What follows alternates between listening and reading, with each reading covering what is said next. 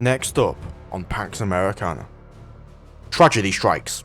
Second exploration vessel goes mysteriously missing on the frontier. Communications issue or ship destroyed. Mars breathable. Countless effort has seen Mars become the first planet that is not Earth in the solar system to enable an atmosphere capable of allowing humans to breathe. Calls in the Senate for a resolution to the mineral shortages. Hawks propose attacks on the aliens previously located in the system of Bernard's star. Hello and welcome back, people who enjoyed this content. Well, we are here again. It's been a couple weeks or more for various reasons, but we're back in the world of the United Terra Nations in the year, I think it was in 1994. If I believe in the last episode, we focused on getting our first ion drives out and readied into production, and in this episode we're going to continue that trend as we look towards the next generation of vessels as well as our exploration outwards. Something that I've always found pretty interesting is how bloody fast this 2x speed is. As you may or may not know, from looking on the screen, everything is done 2x speed, and I speak obviously after the fact. And as we can see here, it is all quite a bit fast, and so keeping up with that can always be a bit of an issue. Despite that, however, we are making really good progress in terms of our aims in this campaign. Right, so generally in all Aurora campaigns, your primary aim is to expand, exploit, conquer, do all these things, right?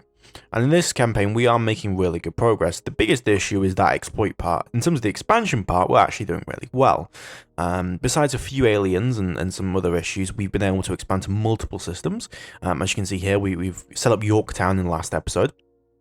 And we're continuing, every couple episodes, every episode, adding on new and additional colonies. So here is me setting up engines, because annoyingly, despite the fact that we set up all the engines of what we would need, we have to make new engines because future prototypes can't be researched using the UI, which is kind of annoying. So we've got to reset it up. So some of our first ships that we're probably going to be making, they're going to be the newer vessels, are going to be those corvettes, those 5,000-ton corvettes. And something big just happened, and we'll see that here, is we did that ground survey on in the 109 Aquarii, and we found a ton of resources. Absolute massive amounts. We found tons of new deposits, and it's astronomically boosted 109 Aquarii 1's value to us. As you can see here, 7 million tons of gallacite, 75 million tons of uranium, and all these things are at quite high accessibilities. We have gallacite, iridium, vendorite, titanium, cobalt, every resource you can imagine on that world in relatively good capabilities. And Yorktown is in a state where we're beginning its terraforming. It's very close to it can be habitable, and considering the nearby 109 Aquarii 1 with its resource richness that we can extract, that's a really great potential there for us. Really, really great. And overall, we've been extremely lucky throughout the series in terms of resource gathering, resource generation, and just overall system generation. We've been able to find serious deposits of resources. Funnily enough, the one thing that we haven't been able to find is thorium, the mineral thorium. We've been able to find plenty of fuel, of course, but the actual mineral itself has been somewhat of an issue, and that mineral is vital in producing missiles. But without that mineral, we cannot produce missiles, and that really causes a problem when our entire fleet is dependent on missiles. So with the 109 Aquarii now ground geologically surveyed, we're going to pick up those battalions and then move them elsewhere. But this definitely does, kind of refocus our priorities to be like, okay, 109 Aquarii is going to be a very important place, and Yorktown is going to be a very important colony for us, and so we need to direct additional efforts towards that. As you can see here, we're building up various stations. We're transferring those stations around using our tugs. Some of these are terraformers, some of these are fuel harvesters. We need more fuel, we need more terraforming. And Yorktown, again, very close to being able to be a perfectly habitable planet, in which case we can then start transporting a ton of colonists. Which was why, as well, we created the larger colony ships to be able to transport loads of colonists, because now, once we have these planets at zero colony cost, we can start transporting mass amounts of people, and that's what we need. We need these unemployed people being moved to the colonies to get working, and to get work done, because without that, we're going to have some problems. Fuel is also an issue. As you may imagine, when you have so many ships, so many fleets, so many admin commands, you have to have an extensive logistical fuel trail, otherwise you can't keep that up, because we've not only got, you know, transport ships moving cargo back and forth, we've also got military ships patrolling back and forth, and these things require fuel and maintenance supplies, and the only way to do that, of course, is to expand our production, and the way we're doing that with fuel is building new Amber-class fuel harvesters. And we're also building terraformers, of course. And that's going to be a lot of our capacity in our construction, industrial construction capability. And we're also continuing our stabilization efforts towards the top side of the galaxy and the bottom side. We're generally stabilizing in all directions. Of course, our exploration ships have been called off after the last tragedy that did occur, that found that the armament we provided was not sufficient as expected. And as such, we're probably going to be denying or using most of our exploration ships. There needs to be a Gen 2, that's for sure, and that's something we're going to have to work toward. We are nearly finishing up on the second Americana-class vessel. That Americana-class is going to be vitally important, and that'll bring us up to a total of 7 carriers. And then we're going to be building 3 new North America-class carriers, and those are going to be sitting at 60,000 tons each. That's 180,000 tons of carrier. And all this is very expensive, but very needed, as we know those enemies in Bernard Star, and also other potential enemies. You know, you may say, oh, well, you haven't got any serious threats to deal with right now, and that's true. However, you know, we are going to find enemies out there, and they're growing just as much as we're growing, and so we need to be building up our fleet to be able to defend ourselves. And these 10 carriers are not a cheap endeavor. They are going to be extremely expensive, and it's something where, you know, it is going to be a real burden, and we need to be able to understand that. But it's necessary for, you know, the doctrine and the capabilities, and you know, we need these newer carriers because we found that these smaller carriers just do not have enough ordnance. Just do not have enough ordnance for the job. And so they need to be delegated lighter tasks than primary fleet carrier. Anyhow, as you can see here, I'm looking through populations and kind of colonize, you know, where we're going to colonize or what would be best. You know, as you can see here, the System 1 query is a real big find. There's a lot of resources there that's potentially exploitable. However, the one issue that we've kind of come up with is the cost, recouping our costs, right? A automated mine, which we need for most things, it costs 240 corundium. That automated mine might mine 12 tons of corundium. This means that it will take it 20 years to recover its cost, not carrying any bonuses. Bonuses, of course, will change that.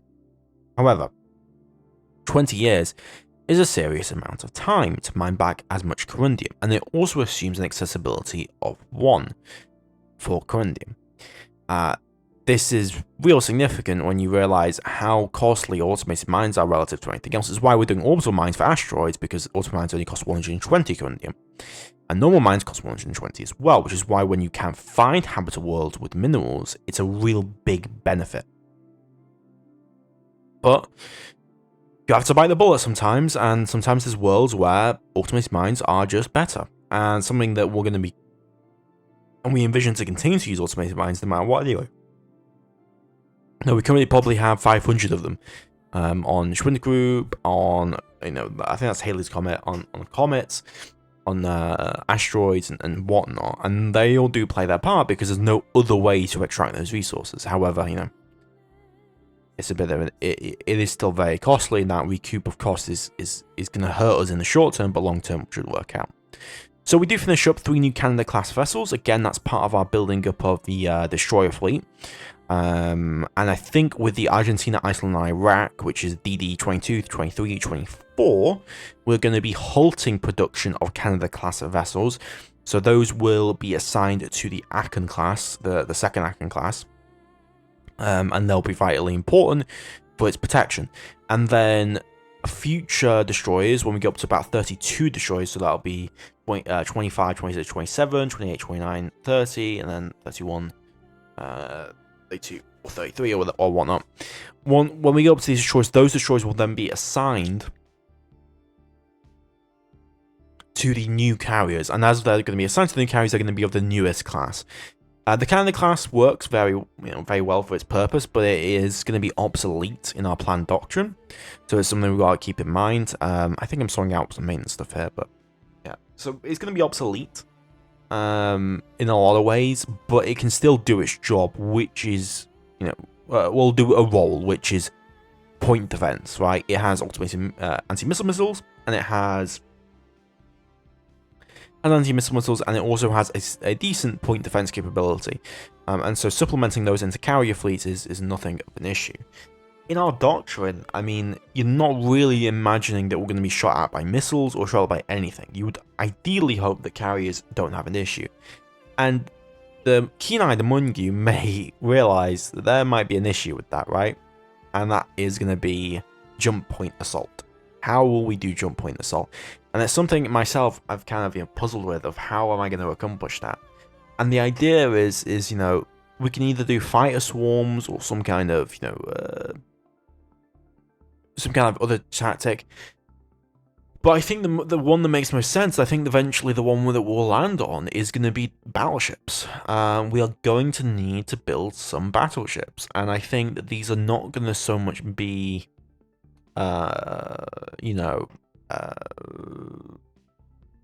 mainstays of the fleet, but they will be useful for those jump point breaks. If you've watched my German series from a while back, we managed to break through jump points really well with battleships. Big ships with long-range guns and heavy armor at relatively slow speeds. And if we can add those ships, maybe a couple battleships, 3 battleships, 4 battleships, they can help break the point, and they can be sit around 20 to 30,000 tons, which is not as big as a carrier, but they're still very capable at their job. So here's us setting up our orbital mining platform that I talked about earlier. Again, these are more efficient because they only cost 120 corundium per mine. So this platform has 20 mines on it, so we're going to build this platform, and that'll be the equivalent of 20 automated mines sat above an asteroid. I've already picked out various asteroids here on 61 Cygni, and those asteroids all contain relatively high amounts of minerals, and again, they're high accessibility, low quantity. So these may have 10 to 30,000 tons of resources, and that's enough for us, because that 10 to 30,000 resources, we can mine that relatively quickly, because it's high accessibility, send that over to New Eden, to our colony, and then we can transport that back to Earth, as needed, right? We're also making really good progress in terms of our research. We actually have 3 power propulsion scientists working on this, and they're all really high. We actually have amazing scientists, considering all that's gone on. We have really, really good scientists, and those scientists are actually doing us really well, even though we're only at 25% research rate, which means we're 1/4 what we would have in terms of our research capability. There's a lot of research that I do want to look at, and one of those research is fuel efficiency and smaller engine size or smaller engine boost. They can be very useful. As you can see there, that we just skimmed past, our resources are not looking great. We have a lot of resources actually at the moment on a freighter that's waiting to move because it's not moving all the resources until full. But yeah, those resources on Earth are not looking great. However, we are mining probably 50,000 tons of resources or more throughout the solar system. However, it's again the catch-22 of we're mining more to build more, which then requires us to mine more to support that. It's a never-ending cycle of feed into the system and feed out, or cut out and in and out, in and out. All very, very costly, of course. So there's the Aachen, which is currently has been assigned up to Carrier Strike Group 1, and that was undergoing its training, which we were sorting out for it. We also are moving over, what, are we moving over additional mass drivers or automated mines? I forget. I think mass drivers, because we're going to be setting up all the asteroids to have those mass drivers there already. And that means if they're there already, then when our automated mines comes over, we don't also have to move over the other stuff, the mass drivers. So that'll kind of pre-planning, that'll kind of save us a lot of work, right? And as you can see here, we're actually mining a lot of fuel. I think we're mining 30 million liters of fuel from Saturn at the moment, which sounds like a lot, Not so much. We need a lot more. If you think about it, a carrier, one of those new carriers is going to take 7 million liters of fuel, and that's just for one trip for that carrier. Yeah, that's expensive. As we can see here, the Pacifica just finished up, so that's the newest Akan class, and these are the 30,000 ton carriers. But yeah, 30 million liters of fuel a year sounds like a lot. It's really not. We need that to be like 100 million liters of fuel a year. And that's going to require a lot of production and a lot of fuel harvesting. And I might even have to create a larger fuel harvester to really, improve our efficiency and keep our extraction. And also improve our technology, right? Because we are researching better fuel production technology.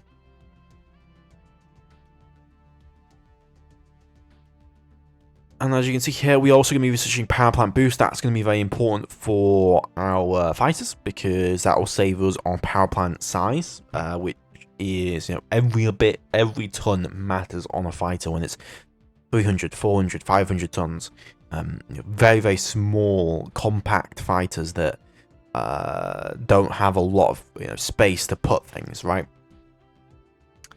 So here come the additional fuel harvesters. We're moving over to Saturn.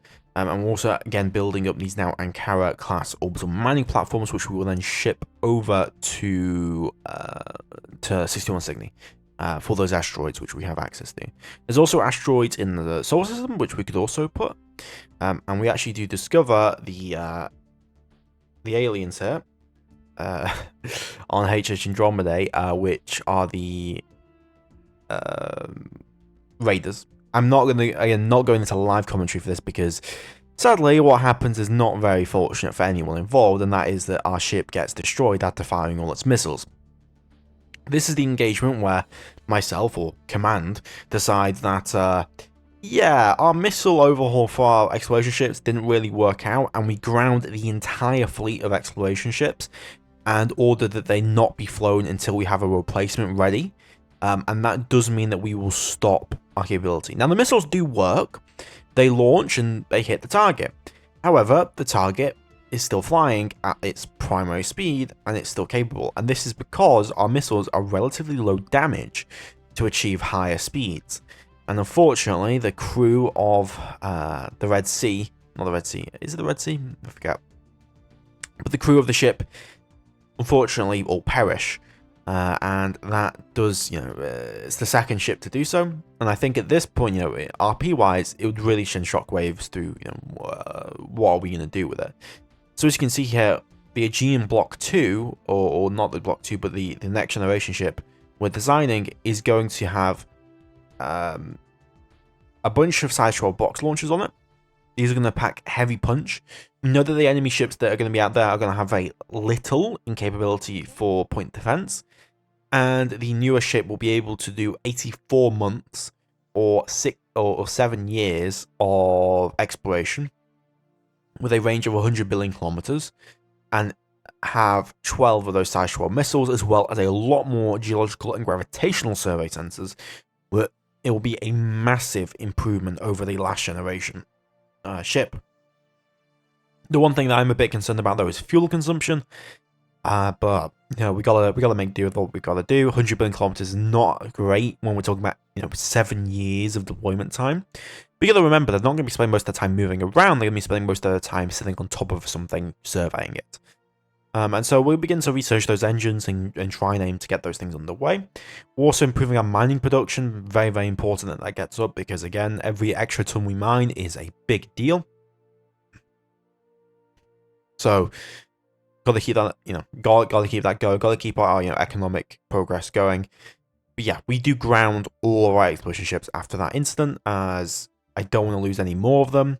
And we're going to instead begin to scrap the vessels, as it's clear that they've been in service now for 20 years, nearly 20 years. They're just not capable of performing the same duty that they were in previous decades. They just are outdated and obsolete. And so, again, we're going to have to replace them. And another thing as well is, increasing our freight capabilities is going to be a big deal because we have probably, I don't know, maybe 1 million tons of freight. We probably need way more than that, ideally, for what we need. And something else is we're going to need new generations of freighters, because right now all our freighters are relatively slow and relatively not efficient. And so I'm going to look to probably build more efficient freighters using lower power boosted commercial drives that are larger, that can go further distances. Because, it's the natural thing of, as we go out, expand further and further out, there's going to be a call for bigger and bigger freighters. And I may drop back to the concept of larger freighters for long-haul freight that can move, from a colony that's 40 billion kilometers away to Earth, while then we have short-range freighters that can move stuff in system. But since we're using mass drivers, it's not too much of an issue. We're using mass drivers, so it's not too much of an issue on the short range.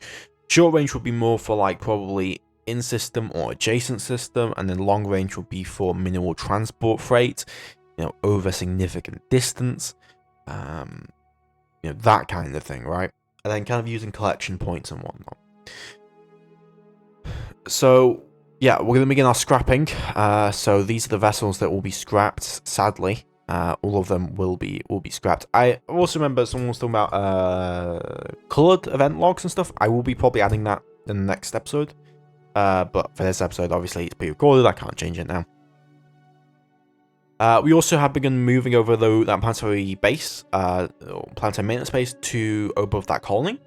And that will now allow us to field much quicker than we otherwise would with some of our other colonies, a defense force above Yorktown. So if we get attacked at Yorktown, we do have ships in the area to defend the base without much issue. And we've begun moving over automated mines even more to some of our other asteroids. And we're also moving the last of our exploration ships to be scrapped, as you can see here, which we previously talked about.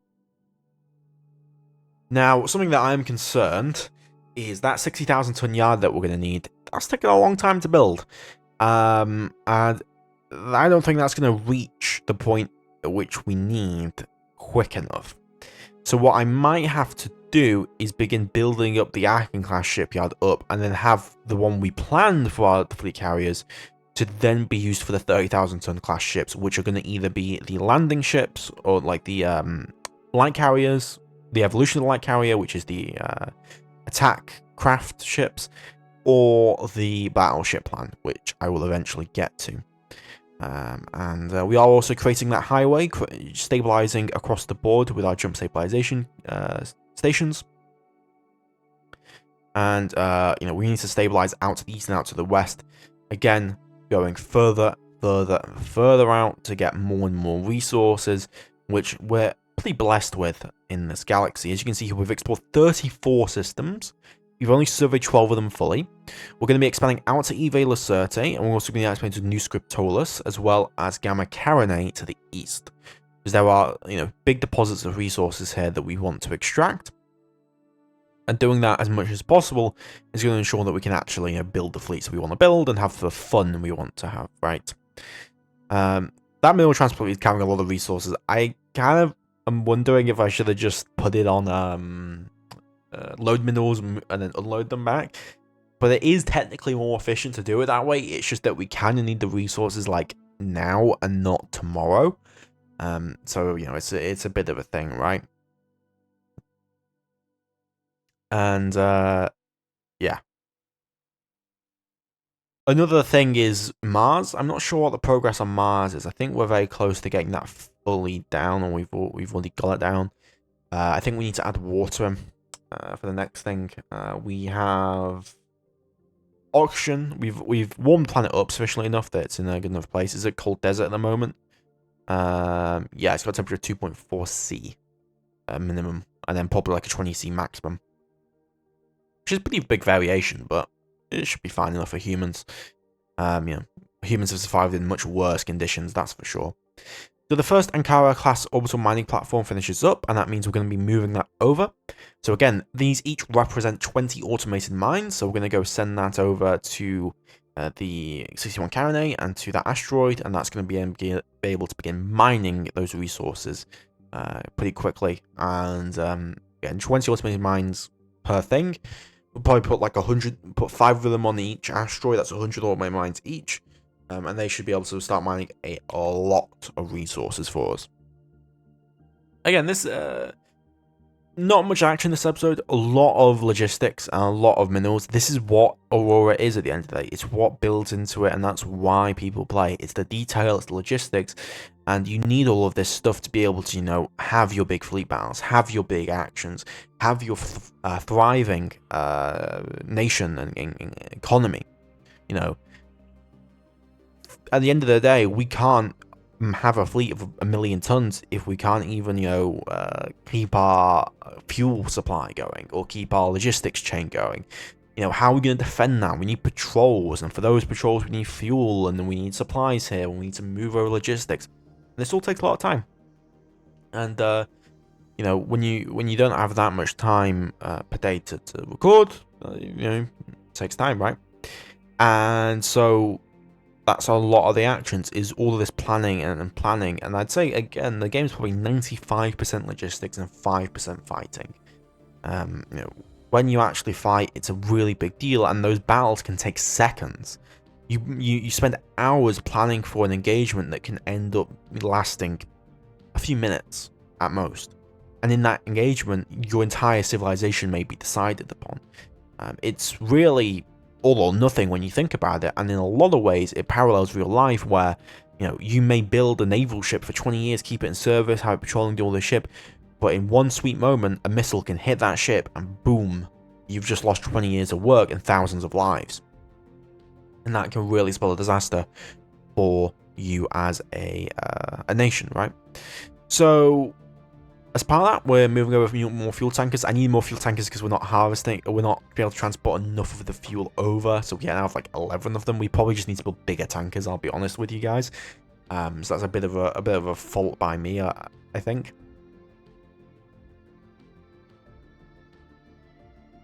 Yeah, probably definitely a fault of me, I would say so. If we need to probably build that up and get that going.